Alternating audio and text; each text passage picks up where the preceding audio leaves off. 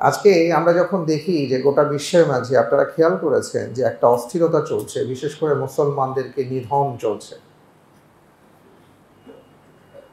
ফিলিস্তিনের প্রতিদিন এখন এমন অবস্থা হয়ে গেছে যে গাজাতে প্রতিদিন মানুষ মৃত্যুবরণ করছে, শাহাদাত বরণ করছেন। এখন আমরা জাস্ট শুধু সংখ্যাটা দেখি যে কত সংখ্যা, আজকে কত, গতকালকে কত ছিল। গতকালকের তুলনায় আজকে কম মারা গিয়েছে। আমাদের এটাই এখন প্রশান্তি লাগে। আপনি ভাবতে পারেন যে এই জায়গায় যদি, গাজার জায়গায় যদি এটা অন্য কোনো জায়গা হতো, এটা যদি ওয়াশিংটন হতো, এটা যদি লন্ডনের কোনো একটা শহর হতো, তাহলে এটা কি হতো আসলে? একজনকে কিছু হলে ওরা দুনিয়া উল্টে দেয়, অথচ ওখানে হাজার হাজার হাজার হাজারকে মেরে ফেলতেছে। এটার কোনো উচ্চবাচ্য নাই। আমরা ধরেই নিয়েছি যে এটাই মনে হয় স্বাভাবিক, এইভাবেই মনে হয় চলবে। না, এভাবে চলবে না। এখান থেকেই আলো আসবে, এখান থেকেই আবার নতুন করে দেখবেন আলো প্রজ্বলিত হবে, কারণ এটা আল্লাহ তাআলার বক্তব্য। মুআজ্জাজ মুহতারাম, আল্লাহ রাব্বুল আলামিন আমাদের উপরে এতটা মেহেরবানি করেছেন, আমাদেরকে তিনি নিয়ামতের সাগরে ভাসিয়ে দিয়েছেন, যে কারণে আমাদের জীবন যাপন বা যাপিত জীবনের ক্ষেত্রে যা সবচেয়ে বেশি দরকার তাই আল্লাহ তাআলা আমাদের জন্য সহজলভ্য করে দিয়েছেন। আপনি যদি খেয়াল করে দেখেন তাহলে দেখবেন আমাদের জীবন যাপনের জন্য যা দরকার সেটা যেভাবে আল্লাহ তাআলা সহজলভ্য করেছেন, ঠিক এমনি করে আমাদের অন্তরের পরিশুদ্ধতার জন্য, আমাদের সফল জীবনের জন্য যা আমাদের দরকার সেটাও আল্লাহ তাআলা আমাদের জন্য সহজলভ্য করে দিয়েছেন। বর্তমান সময়ের প্রেক্ষাপটে আমি আপনি যদি বলি যে আজকে গোটা পৃথিবীর মানুষ নানাভাবেই, নানা কারণে, নানা ক্ষেত্রেই বিপদগ্রস্ত। আপনি ব্যক্তি থেকে নিয়ে আন্তর্জাতিক মহল পর্যন্ত যদি জিজ্ঞেস করেন কাউকে, দেখবেন যে সবারই কোনো না কোনো সমস্যা আছে। আমার সামনে আপনারা যারা বসে আছেন, যারাই এখানে আছেন, আমরা কেউ বুকে হাত দিয়ে বলতে পারবো না যে আমি সব দিক থেকেই স্বয়ংসম্পূর্ণ। এটা আল্লাহ তাআলার একটা হিকমা, নানা কারণে। কিন্তু সব কিছুর সমাধান, মানুষ সুখে থাকলে কিভাবে থাকবে, দুঃখে থাকলে কিভাবে থাকবে, কিভাবে তার জীবন চলবে। আমরা অনেক সময় দেখি যে মানুষ ফ্রাস্ট্রেশনে পড়ে আত্মহত্যা করে। গত 2-3 দিন আগে এমন একটা দৃশ্য আমরা দেখলাম যে একজন বৃদ্ধ বাবা, তিনি তার পেঁয়াজের উৎপাদন কম হয়েছে, তিনি মানুষের কাছ থেকে ঋণ নিয়েছেন, এনজিওর কাছ থেকে ঋণ নিয়েছেন, কিভাবে পরিশোধ করবেন সেই চিন্তায় একটা পর্যায়ে ট্রেনের নিচে তিনি তার জীবন দিয়ে দিয়েছেন। ধানমন্ডির মতন এলাকায় আমরা দেখেছি যে একাকিত্বের জীবন সহ্য করতে না পেরে লাইভে এসে বেশ লম্বা সময় কথা বলে তারপরে তিনি তার নিজের পিস্তল নিজের কপালে ঠেকিয়েছেন, আত্মহত্যা করেছেন। এটা এই জন্য হয় যে আমরা একটা পর্যায়ে গিয়ে যখন দেয়ালের পিঠ ঠেকে যায়, তো দেয়ালের ওপাশেও যে আমার জন্য রাস্তা খোলা আছে, বা আমি যেখানে দেয়াল মনে করছি এটা যে একটা দরজা হতে পারে, এই দরজাটা যে খোলা যায়, দরজাটা খুলতে পারলে যে সেখানে আমার জন্য অনেক কিছু অপেক্ষা করে, সেটা আমরা অনেকে জানি না। আল্লাহ রাব্বুল আলামিন এই সব কিছু আমাদের জানিয়ে দিয়েছেন। এই জন্যই বললাম যে এটা অত্যন্ত সহজলভ্য ব্যাপার, কিন্তু আমরা আসলে সেদিকে যাওয়ার চেষ্টা করি না। এই কারণেই আমরা দুঃখ, দুর্দশা, হতাশা এর মধ্যে আমাদের জীবনযাপন চলছে। এর মধ্যে আরো বড় সমস্যাটা হলো যে আমরা এই দরজাটা খোলারও চেষ্টা করি না, খুলিও না, আবার ঠিক উল্টো পথে হাঁটি। অনেক মানুষকে দেখবেন, বৈশাখকে কেন্দ্র করে আমরা যা দেখলাম, আমাদের মধ্য থেকেই তো ছেলেপেলেরা করেছে, আমাদের মধ্য থেকে অনেক বড় ভাইয়েরা করেছেন। কি করেছেন তারা? যে বিষয় থেকে বেঁচে থাকার জন্য নবী রাসূলগণ দোয়া করেছেন, ইব্রাহিম আলাইহিস সালাতু ওয়াসসালাম তো এইভাবে বলেছেন, রব্বি জাআল হাযাল বালাদা আমিনা, হে আল্লাহ আপনি জনপদকে হেফাজত করুন, নিরাপত্তা প্রদান করুন। ওয়াজনুবনি ওয়া বানিয়া আন না'বুদাল আসনাম, এবং তিনি এই দোয়ার মধ্যে আরও বলেছেন, হে আল্লাহ আপনি আমাকে এবং আমার সন্তান সন্ততিকে মূর্তি পূজা থেকে বাঁচিয়ে রাখুন। স্পেশাল তিনি দোয়া করেছেন। কেন? তিনি আবার পরে বলেছেন, রব্বি ইন্নাহুন্না আযলালনা কাসীরাম মিনান নাস, কারণ অধিকাংশ মানুষকে এরা পথভ্রষ্ট করে দেয়, এই মূর্তিগুলো পথভ্রষ্ট করে দেয়। সেই মূর্তি যে নামই আসুক না কেন, মূর্তির অনেক নাম আমাদের বর্তমান সমাজে আছে, আমরা জানি। সেটাকে আমরা মূর্তি বলতে পারি, প্রতিমা বলতে পারি, ভাস্কর্য বলতে পারি, অনেক কিছুই বলতে পারি। সেটা হাসির খোরাক হোক, তাচ্ছিল্যের খোরাক হোক, অথবা সম্মানের খোরাক হোক, সবগুলোই হারাম। আমরা এই মূর্তির পেছনে ছুটে চলেছি, যে কারণে ওই দিনটাই উদযাপন করার পরে দেখা গেছে যে বিকেলবেলা থেকেই আবার বাড়িতে ঝামেলা শুরু হয়ে গেছে। কারণ যেখানে যাওয়ার দরকার ছিল আমরা তো সেখানে যাচ্ছি না, উল্টো পথে হাঁটছি। অথচ আল্লাহ তাআলা আমাদের পুরো জীবনটাকে সুন্দর করে সাজিয়ে গুছিয়ে দেবার জন্য আমাদের উপরে ইবাদত ফরজ করেছেন এবং সেই ইবাদতের ভেতরে প্রবেশ করতে বলেছেন।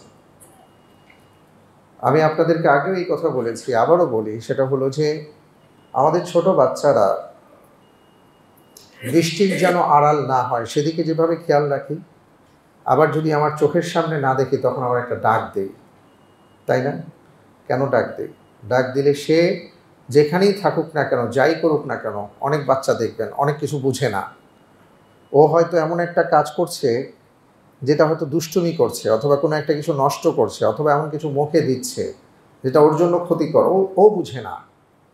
মায়ের যখন শব্দটা সে পায়, ডাকটা তখন শুনে, তখন সেটা ছেড়ে দেয়, আবার দৌড়ে আসে, অথবা মা আবার ডাকলে সে ফিরে আসে। এই যে মা মাঝে মাঝে ডাক দেন, এতে করে মা বুঝিয়ে দেন সন্তানকে যে আমি কিন্তু তোমাকে খেয়াল রাখছি। তো সন্তান অনেক সময় ভয়ে ভয়ে দুষ্টুমি করে, কিন্তু মায়ের ডাক বাবার ডাক শুনলে আবার সেই দুষ্টুমিটা ছেড়ে আবার দৌড়ে চলে আসে। আল্লাহ রাব্বুল আলামিন তার এই বান্দাদের ক্ষেত্রে এমন একটা পদ্ধতি আমাদেরকে বাতলে দিয়ে দিয়েছেন যে বান্দা যদি সত্যিকার অর্থে আল্লাহ তাআলার গোলাম হিসেবে নিজেকে সে পেশ করে, তাহলে আল্লাহ রাব্বুল আলামিন এমন কিছু ইবাদতের মাধ্যমে ডাকের ব্যবস্থা করেছেন যে বান্দা যেখানেই যাক না কেন সে আল্লাহকে ভয় করবে, সে আল্লাহর কাছে ফিরে আসতে বাধ্য হবে। যে কারণে দিনে 5 বার আমরা আল্লাহর দরবারে ধর্ণা দেই, হাজিরা দেই, সেজদা দেই, রুকু দেই, সুবহান রাব্বিয়াল আলা বলি, সুবহান রাব্বিয়াল আযীম বলি, ইয়্যাকা না'বুদু ওয়া ইয়্যাকা নাস্তাঈন বলি। কেন বলি? আল্লাহ তাআলা আমাদের কাছ থেকে ইবাদতের মাধ্যমে এই শিক্ষাটা দিচ্ছেন যে বান্দা তুমি আমার চোখের সামনে আছো, সুতরাং অন্যায় অপরাধ করো না, তুমি টেনশন করো না। ওয়ালা তাইআসু মির রাউহিল্লাহ, কোনো তোমার টেনশন নেই। বান্দা যখন 1 বছর গুনাহে নিমজ্জিত, আল্লাহ তাআলা তাকে পরিশুদ্ধ করার জন্য রমজান দিয়েছেন। আমরা পরিশোধিত হবার চেষ্টা করেছি। যারা হবার চেষ্টা করেছেন তাদের কথা বলছি। একদল তো আছেন যারা মনে করেন আমাদের দরকার নেই, সেটা ভিন্ন বিষয়। রমজান শেষ হয়ে গেছে, আবার আল্লাহ তাআলা আমাদেরকে আরও একটা ইবাদত সামনে দেখাচ্ছেন যে এই ইবাদতের জন্য আবার প্রস্তুতি নাও। কিন্তু মূল ব্যাপারটা হলো প্রত্যেকটা ইবাদত যার ভেতরে আমাদের প্রবেশ করার কথা ছিল, যার ভেতরে আমরা প্রবেশ করতে পারছি না বলেই আজকে আমাদের এই অবস্থা। সম্মানিত ভাই এবং বোনেরা, এই জন্য আমি যেই কথা বলতে চাই সেটা হলো যে দেখেন, পৃথিবীতে কেউ আপনাকে এইভাবে সুন্দর করে বলে দিবে না, একমাত্র আল্লাহ রাব্বুল আলামিন ছাড়া, একমাত্র রাসূল সাল্লাল্লাহু আলাইহি ওয়াসাল্লাম ছাড়া আপনি কারো কাছ থেকে সুন্দর জীবনের পথ এবং পাথেয় খুঁজে পাবেন না। এর বাইরে আপনি যেখানে যাবেন, যার কাছে যাবেন, যদি তিনি কোরআন এবং সুন্নাহর নির্দেশিত পথ পন্থা আপনাকে বলেন, ওটা তার নিজের পথ না, ওটা হয় আল্লাহ রাব্বুল আলামিনের বলে দেওয়া পথ অথবা রাসূল সাল্লাল্লাহু আলাইহি ওয়াসাল্লামের দেখানো পথ। এর বাইরে তো কেউ কোনো পথ দেখাতে পারবেন না। তো ওই পথ, ওনার বক্তব্য, ওনার কথা, ওনার পথ বাতলে দেওয়ার সাথে যদি এটা মিলে, তাহলে আপনি তার কাছ থেকে সঠিক পথ পাবেন। নয়তো আপনি যেখানে যাবেন, যেভাবে যাবেন, আপনি কোনো দিন ফলাফল পাবেন না। আজকে আমরা যখন দেখি যে গোটা বিশ্বের মাঝে আপনারা খেয়াল করেছেন যে একটা অস্থিরতা চলছে, বিশেষ করে মুসলমানদেরকে নিধন চলছে। ফিলিস্তিনের প্রতিদিন এখন এমন অবস্থা হয়ে গেছে যে গাজাতে প্রতিদিন মানুষ মৃত্যুবরণ করছে, শাহাদাত বরণ করছেন। এখন আমরা জাস্ট শুধু সংখ্যাটা দেখি যে কত সংখ্যা, আজকে কত, গতকালকে কত ছিল। গতকালকের তুলনায় আজকে কম মারা গিয়েছে। আমাদের এটাই এখন প্রশান্তি লাগে। আপনি ভাবতে পারেন যে এই জায়গায় যদি, গাজার জায়গায় যদি এটা অন্য কোনো জায়গা হতো, এটা যদি ওয়াশিংটন হতো, এটা যদি লন্ডনের কোনো একটা শহর হতো, তাহলে এটা কি হতো আসলে? একজনকে কিছু হলে ওরা দুনিয়া উল্টে দেয়, অথচ ওখানে হাজার হাজার হাজার হাজারকে মেরে ফেলতেছে। এটার কোনো উচ্চবাচ্য নাই। আমরা ধরেই নিয়েছি যে এটাই মনে হয় স্বাভাবিক, এইভাবেই মনে হয় চলবে। না, এভাবে চলবে না। এখান থেকেই আলো আসবে, এখান থেকেই আবার নতুন করে দেখবেন আলো প্রজ্বলিত হবে, কারণ এটা আল্লাহ তাআলার বক্তব্য।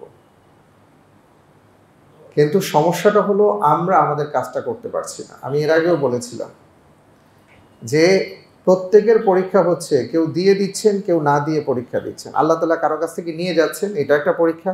আবার কাউকে দিয়ে দেখছেন যে দেখি আমার এই বান্দা কি করে, এটাও একটা পরীক্ষা। এখন আমি আপনি কোন পরীক্ষায় আছি সেটা আমরা ভালো করে জানি, কিন্তু সেই পরীক্ষায় আমরা পাশ করছি কিনা জানি না। পার্শ্ববর্তী রাষ্ট্রের কথা যদি বলেন, সেখানেও এখন একটা পায়তারা চলছে যে বিশ্বের মাঝে আরও একটা দ্বিতীয় গাজা তৈরি করার একটা পায়তারা আমরা দেখতে পাচ্ছি। এটা হবে না, আসলে এটা সম্ভব না। মনে রাখতে হবে, কোরআন যা বলেছে, সুন্নাহ যা বলেছে সেটাই হবে। রাসূল সাল্লাল্লাহু আলাইহি ওয়াসাল্লাম এই অঞ্চল নিয়ে লম্বা হাদিস দিয়েছেন।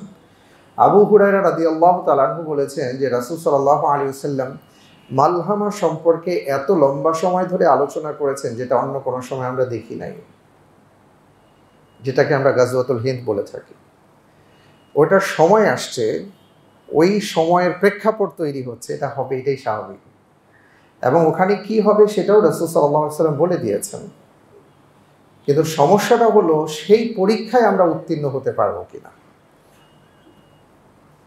আমরা বললাম মিষ্টি খাওয়া সুন্নত মার্কা মুসলমান, আমরা মিষ্টি খেতে ভালোবাসি, এটা খেতেও ভালো লাগে, এই জন্য এই সুন্নাহ খুব পালন করি। কিন্তু যখনই আপনাকে বলা হবে যে আপনি এইভাবে করেন, এইভাবে করেন, ইসলাম আপনাকে এটা বলছে, তখন আর আপনাকে আমাকে খুঁজে পাওয়া যাবে না। এটাই আপনার আমার জন্য পরীক্ষা। তো সম্মানিত ভাইয়েরা আমার, এই কথাগুলো এই জন্য বলছি যে গোটা পৃথিবীতে আমরা যখন দেখছি যে এইভাবে মুসলমানদেরকে নিধনযজ্ঞ চলছে, আমরা হয়তো ধরে নিয়েছি এইভাবেই চলবে। এইভাবে আসলে চলবে না। জাগতিক হিসাব আর আল্লাহ সুবহানাহু ওয়া তাআলার হিসাব কখনো এক হয় না। কারণ আমাদের হিসাব হলো সব দেখে দেখে আমরা একটা ক্যালকুলেশন করি, তারপরে ওইটার উপর ভিত্তি করে কথা বলি। কিন্তু যেটা আমরা দেখতে পাই না, ওইটা নিয়ে তো আর আমরা কথা বলতে পারছি না। কিন্তু ওইটার হিসাব হলো সবচেয়ে বড় হিসাব। সুবহানাল্লাহ। কিছুদিন আগে আমি আমার একজন ওস্তাদকে নিয়ে একজন সম্মানিত ডাক্তার সাহেবের কাছে গিয়েছিলাম, যার পুরোটা ব্লক হয়ে গেছে আর কি, হার্টের আর কি ব্লকেজ নিয়ে গিয়েছিলাম। আমি তাকে জিজ্ঞেস করেছিলাম যে ভাই, ওনার এই অবস্থাতে উনি কিভাবে চলাফেরা করছেন। উনি বললেন যে সাইফুল ভাই, আমরা এই হার্টের ব্লকের আপনি যদি ধরেন তাহলে আমরা হয়তো 1%, 2%, 3% পর্যন্ত দেখতে পাই মেশিনে, কিন্তু এর ভেতর দিয়ে আল্লাহ তাআলা কত বাইপাস যে তৈরি করে রেখেছেন, কিভাবে ওদিক দিয়ে যে ব্লাড সার্কুলেশনটা হয়, এইটা আমরা বলতে পারি না, এটা আল্লাহ সুবহানাহু ওয়া তাআলা জানেন। আমরা তো শুধু দেখে বলি এত পার্সেন্ট নেই, কিন্তু তারপরে মানুষ চলে কিভাবে, আমাদের হিসাব মিলে না। মূল হিসাবটা হলো মেশিনে তো একেবারে ভিতরে ঢুকতে পারে না, মেশিন তো আর ওইটা দেখাতে পারে না। ওই মেশিনের বাইরে যে হিসাব আছে, ওই হিসাব দিয়েই মানুষটা বেঁচে থাকে, যেই হিসাবের সাথে আমাদের হিসাব মিলে না। তো পৃথিবীর ইতিহাস এইভাবেই আসছে যে সময়ে সময়ে মানুষ যখন হতাশ হয়ে পড়েছে, আল্লাহ তাআলা তখন বুঝিয়ে দিয়েছেন যে ঈমানদাররা এইভাবেই বিজয়ী হয়। কারণ পৃথিবীতে যতবার ঈমানদারদের উপর পরীক্ষা আসছে, সকল ঈমানদার জনগোষ্ঠী তারা দুর্বল ছিলেন। তারা সবল ছিলেন না, কারণ তাদের সবলতার শক্তি তো একটাই, সেটা হলো ইলাউ কালিমাতিল্লাহ। তারা আল্লাহর কালিমাকে উঁচু করে ধরবে, তাদের ঈমানকে উঁচু করবে, সেই কারণেই আল্লাহ তাআলা তাদের বিজয় দান করবেন। সুতরাং মুসলমানদের আমাদের যেই শক্তি, আমাদের শক্তি আর অন্যান্যদের শক্তি এক জিনিস না। তারা যেই শক্তির হিসাব করে ওটা তাদের হিসাব, কিন্তু ঈমানদারদের হিসাবটা ভিন্ন। এই কারণে আপনি কোরআন খুলেন, আপনি এক একটা জাতির ইতিহাস পড়েন। যেমন আমরা কিছুদিন আগে একটা সূরা শেষ করলাম তাফসীরের মধ্যে, সূরাতুল হিজর। আপনি সূরাতুল হিজরটা যদি দেখেন, দেখবেন যে ওখানে কতগুলো জাতির কথা আল্লাহ উল্লেখ করেছেন এবং কিভাবে আল্লাহ তাআলা জাতি গোষ্ঠীগুলোকে ধ্বংস করে দিয়েছেন যারা চিন্তাও করতে পারে। পৃথিবীর ইতিহাসে এটা হয়েছে, কিছুদিন আগেও তো হয়েছে, তাই না? আপনি যদি আফগানিস্তানের কথা চিন্তা করেন, গুটিয়ে যেতে বাধ্য হয়েছে। কেন হয়েছে? কারণ তাদের হিসাব মিলে না। তো আল্লাহ সুবহানাহু ওয়া তাআলার পক্ষ থেকে যে হিসাবটা হবে, ওই হিসাবের সাথে আমরা যারা সম্পর্ক রাখতে চাই, আমাদের রব তৈরি করতে হবে, আমাদের ঈমানকে তৈরি করতে হবে, যে ঈমান নিয়ে ওমর বিন খাত্তাব রাদিয়াল্লাহু তাআলা আনহু চলেছিলেন, যে ঈমানের উপর বলিয়ান ছিলেন সাহাবায়ে কেরাম আজমাইন। এই জন্য তারা কখনো কাঁপতেন না। রোম সাম্রাজ্যের মধ্যে গিয়ে এইভাবে জাফর বিন আবি তালেব রাদিয়াল্লাহু তাআলা আনহু তরবারি এইভাবে রেখেছেন, এইভাবে রাখাতে সবাই কেঁপে উঠেছে, সর্বনাশ। খেতে বসে খাবার পড়ে গেছে, উনি খাবার তুলে খাচ্ছেন, পাশে একজন বলতেছে এইভাবে তুলতে হয় না। উনি বলছেন যে এই ধরনের আহমকদের জন্য কি আমি আমার রাসূলের সুন্নাহকে পরিত্যাগ করব? এটা হলো রব। আমাদের সেই ব্যক্তিত্ব হারিয়ে গেছে মুসলমানদের। ওনারা দিনের বেলা ময়দানে থাকতেন, রাতের বেলা আল্লাহর দরবারে দাঁড়াতেন। আমরা সেটাকে হারিয়ে ফেলেছি। আমরা একদল আছি শুধু রাতের বেলা আল্লাহর দরবারে দাঁড়াই, কিন্তু দিনের বেলা যাই না। আরেক দল আছে দিনের বেলা যান, কিন্তু রাতের বেলা আল্লাহর দরবারে দাঁড়াতে হবে সেদিকে আসেন না। সমন্বয়হীনতা চলছে। আল্লাহ তাআলা আমাদের সকলের ঈমানকে মজবুত করে দিন, আমরা সবাই বলি আমিন। তো প্রসঙ্গত বলে রাখি, আলহামদুলিল্লাহ আপনাদেরকে আমরা ধন্যবাদ জানাই যে গত সপ্তাহে আমাদের যে মার্চ ফর গাজার আয়োজন ছিল, এখানে মসজিদুত তাকওয়া সোসাইটির সম্মানিত মুসল্লিবৃন্দ, ভাই বোনেরা, ওনারা এখান থেকে মার্চ করে গিয়েছেন শাহবাগ পর্যন্ত। আল্লাহ তাআলা আপনাদেরকে উত্তম বিনিময় দান করুন, আমিন। আমাদের এই পরিশ্রমকে আল্লাহ তাআলা যেন কবুল করেন, কারণ আমাদের আসলে কিছু করার নেই। আমরা একটা আওয়াজ দিতে চেয়েছিলাম, বিশ্বের মাঝে অন্তত একটা আওয়াজ উঠুক যে বাংলাদেশের আপামর জনসাধারণ এই আওয়াজটা দিয়েছেন। আমরা আল্লাহ রাব্বুল আলামিনকে দেখাতে চেয়েছি, আল্লাহ ফাত্তাকুল্লাহ মাস্তাতাতুম, এতটুকু আমরা পারি। বাকি যেটা পারার, যারা পারে যতটুকু পারে, সেটা যদি তারা না করে সেটা তারা দেখুন। আমরা আমাদেরটা করলাম। আমরা আমাদের দোয়ায় তাদেরকে শামিল রাখবো, ইন্ডিয়ার মুসলমানদেরকে শামিল রাখবো, ফিলিস্তিনের মুসলমানদেরকে শামিল রাখবো, পৃথিবীর যেই সকল অঞ্চলে মুসলমানরা নির্যাতিত আছেন তাদেরকে আমরা শামিল রাখবো। আল্লাহর কাছে খুব বেশি করে দোয়া করতে হবে, পাশাপাশি আমাদের চেষ্টা করতে হবে যার যার অবস্থান থেকে যতটুকু পারা যায়। আপনি যখন একটা ইসরায়েলি পণ্য অথবা ইসরায়েল সমর্থিত কোনো রাষ্ট্রের পণ্য আপনার সামনে আসছে, আপনি চাইলে ইউজ করতে পারেন। যখন আপনি এটা ইউজ করলেন না, এটা পৃথিবীর কেউ দেখুক আর না দেখুক, আপনি কেন ব্যবহার করলেন না সেটা কে দেখছেন? আল্লাহ দেখছেন। হতে পারে এটা আপনার জন্য নাজাতের উসিলা, আপনি জানেন না।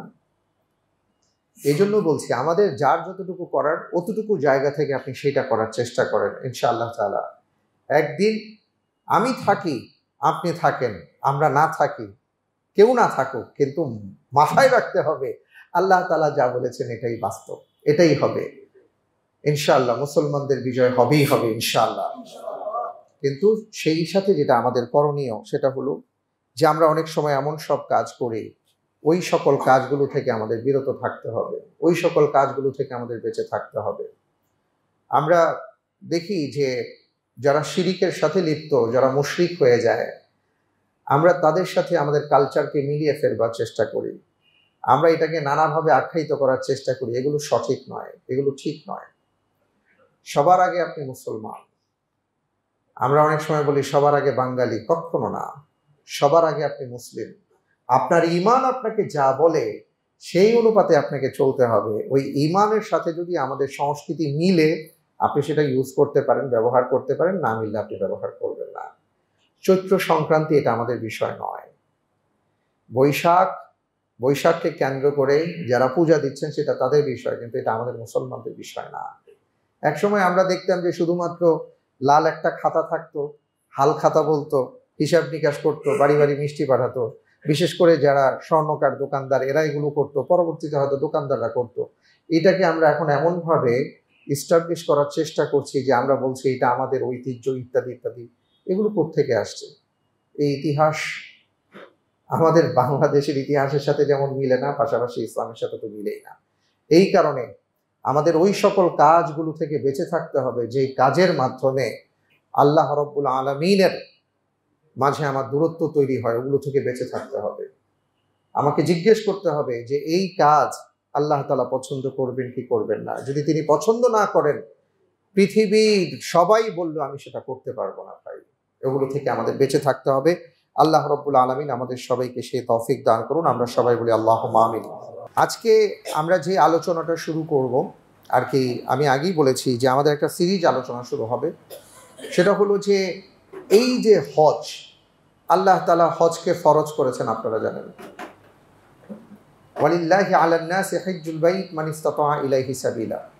আল্লাহ রাব্বুল আলামিন বলেছেন যে মানুষের জন্য, ওয়ালিল্লাহি আলান নাস হিজ্জুল বাইত, আল্লাহর ঘর তাওয়াফ করা বা হজ করা তাদের জন্য আল্লাহ নির্ধারণ করে দিয়েছেন যারা সেখানে যেতে পারবে।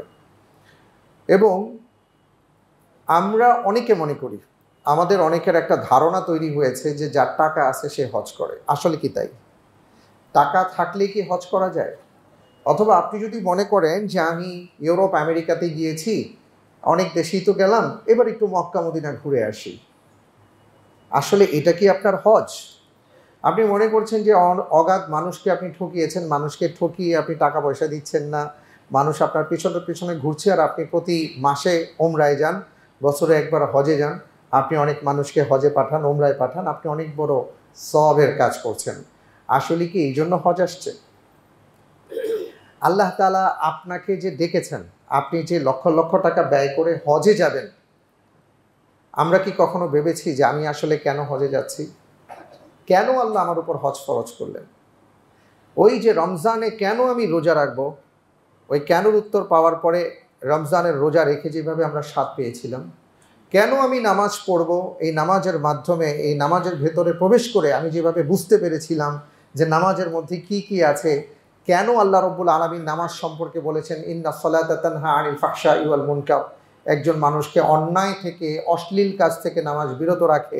কিভাবে রাখে, কোন কারণে রাখে, ওই কোন কারণ খুঁজতে গিয়ে নামাজের ভেতরে যখন আপনি প্রবেশ করে জানতে পেরেছেন, তখন আপনার নামাজটা যেভাবে সুন্দর হয়েছে, আমি বলবো হজও একটা অনুভূতিময় সফর। এই সফর সম্পর্কে যদি আপনার সম্যক ধারণা না থাকে, ওই সফরের ভেতরে যদি আপনি প্রবেশ করতে না পারেন, তাহলে তো আসলে আপনি টাকা খরচ করবেন কিন্তু আপনার হজ হবে না। এটা বাস্তবতা। খেয়াল করে দেখবেন, অনেক সময় বিয়ের আসরে মেয়ের বাবা অনেক প্রভাবশালী হওয়া সত্ত্বেও আমরা অনেক সময় দেখি যে ছেলে পক্ষ যখন আসে, ছেলে পক্ষ তার আত্মীয় স্বজন মেহমানদের আলাদা মেহমানদারি করেন, খুব সেখানে বিনয় সহকারে তাদের সাথে ব্যবহার করেন। কেন? কারণ তিনি ভাবেন আমি মেয়ের বাবা। কিন্তু এই মেয়ের বাবা কিন্তু অন্য জায়গায় অনেক বড় প্রভাবশালী ব্যক্তি, কিন্তু যখন ছেলে পক্ষ আসে তখন তার বিনয়টা, আচরণটা অন্যরকম হয়, কারণ উনি ভাবেন যে এখানে আমাকে এইভাবে আচরণ করতে হবে, তাই না? আমি এই কথাটা এই জন্য বললাম যে আমাদের জীবনের অনেক ক্ষেত্রে আমরা যখন উপলব্ধি করি যে আমি আসলে কে, আমি আসলে কি, আমার কি করা দরকার, তখন দেখবেন যে আপনার আচরণে পরিবর্তন হবে। আপনি যে হজের সফরে যাচ্ছেন, আপনি যদি না বুঝেন যে আসলে আপনি কে বা আপনি কি, আপনি কোথায় যাচ্ছেন, আপনি কেন যাচ্ছেন, কি কারণে যাচ্ছেন, এটা যদি আপনি না জানেন, না বুঝেন, তাহলে আপনি ওখানে ডাল নিয়ে মারামারি করবেন, আলু ভর্তা দিল না কেন এটা নিয়ে মারামারি করবেন, আপনার সিটটা কোথায় পড়লো এটা নিয়ে আপনি ঝগড়াঝাটিতে লিপ্ত হবেন, আপনি কারে ধাক্কা দিলেন, কারে ঠেলা দিলেন, আপনার মেজাজ কোন জায়গায় কি খারাপ করলো, এগুলো নিয়ে আপনি ব্যতিব্যস্ত। কোন দিক দিয়ে আপনার হজ, কোন দিক দিয়ে আপনার আরাফা, মিনা, এগুলো চলে যাচ্ছে আপনার খবর নেই। আপনি এগুলো নিয়ে খুব ব্যস্ত থাকবেন, কারণ আপনি আদৌ জানেনই না আপনি কে, আপনি কেন এখানে আসছেন আপনি জানেন না। আপনি শুধু বলবেন আমার জিএমসি কার কোথায়, আমার ওই ধরনের রুম কোথায়, আমার ওই জমজম টাওয়ারে থাকার কথা ছিল, এখানে এমন কেন, এগুলো নিয়ে আপনি ব্যস্ত থাকবেন। কারণ আপনি জানেন না আল্লাহ তাআলা আপনাকে কোথায় নিয়ে আসছেন। আপনি বুঝতে পারছেন না আপনি যে হজ করতে আসছেন তার মানে হলো আপনাকে যে আল্লাহ তাআলা হজ করাবার তৌফিক দিয়েছেন, এই তৌফিকটা যে সবার হয় নাই এটা আপনি বুঝতে পারছেন না, বিধায় আপনার পুরো রাস্তাঘাট অন্যদিকে চলে গেছে।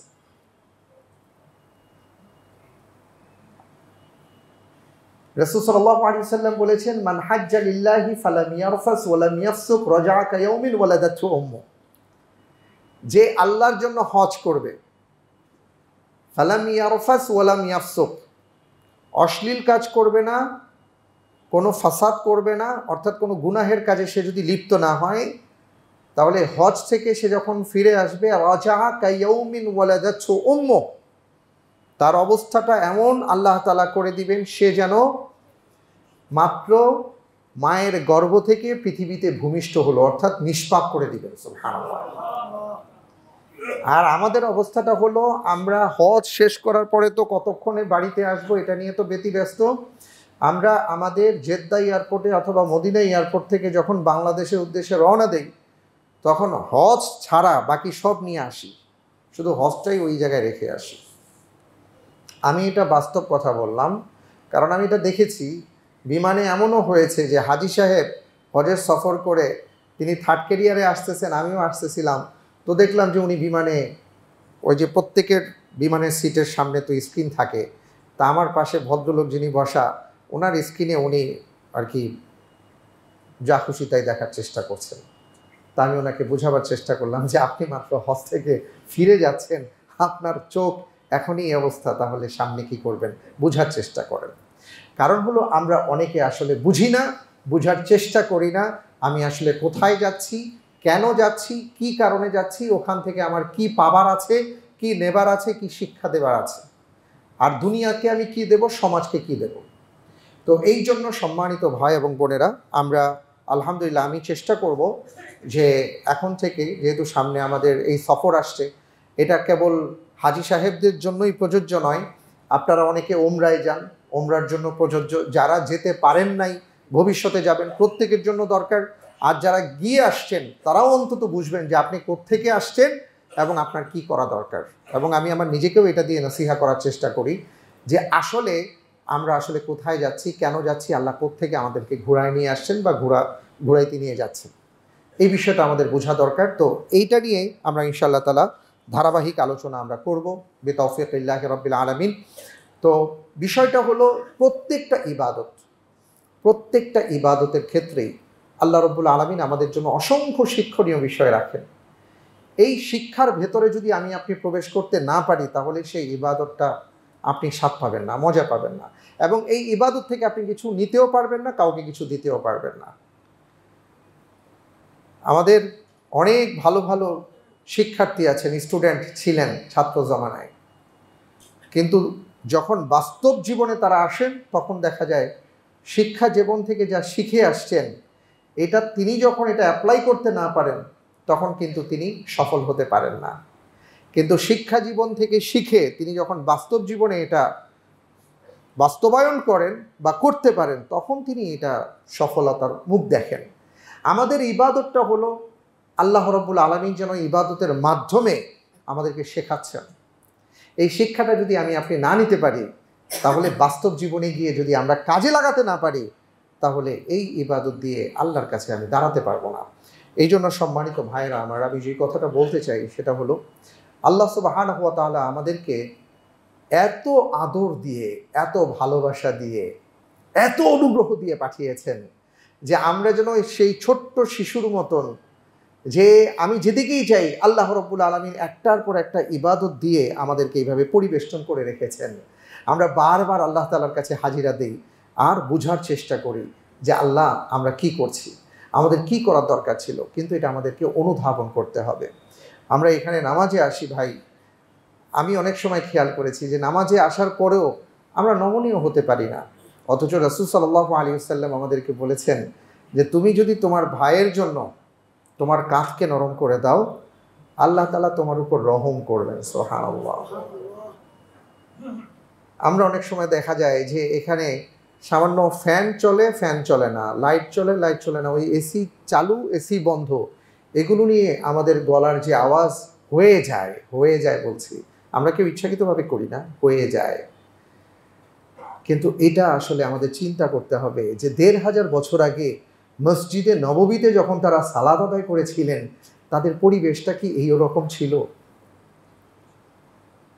তাহলে আমরা এত কিছু পাওয়ার পরেও কেন আমরা হতে পারছি না? তার মানে হলো কি জানেন? মানে হলো ওই নামাজের ভেতর থেকে আমাদের যা শেখার দরকার ছিল সেইটা আমরা শিখতে পারছি না, সেটা আমরা বাস্তবায়ন করতে পারছি না। এই জন্য আমি সহ আপনাদের সকলের জন্য আল্লাহর কাছেই দোয়া করব যে আল্লাহ, প্রত্যেকটা ইবাদতের ভেতর থেকে আপনি আমাদেরকে যা শেখান সেটা যেন আমরা শিখতে পারি, সেটা যেন আমরা বুঝতে পারি। আমাদের মনটা যেন নরম হয়, আমাদের মনটা যেন উদার হয়, আমাদের হৃদয়টা যেন আপনার জন্য কাঁদে, আপনার সৃষ্ট জগতের জন্য যেন কাঁদে। আমরা যেন অমন বান্দা হতে পারি যে বান্দাদের ক্ষেত্রে আপনার রাসূল সাল্লাল্লাহু আলাইহি ওয়াসাল্লাম বলেছেন যে ওই সকল উম্মতের জন্য আমি কিয়ামতের ময়দানে জামিনদার হব যারা আল্লাহর ভয়ে চোখের অশ্রু ফেলে, যাদের আচরণ সুন্দর। আমরা যেন সেই রকম বান্দা হতে পারি। আল্লাহ তাআলা যেন তৌফিক দান করেন। আমিন। আসসালামু আলাইকুম ওয়া রাহমাতুল্লাহি ওয়া বারাকাতুহু।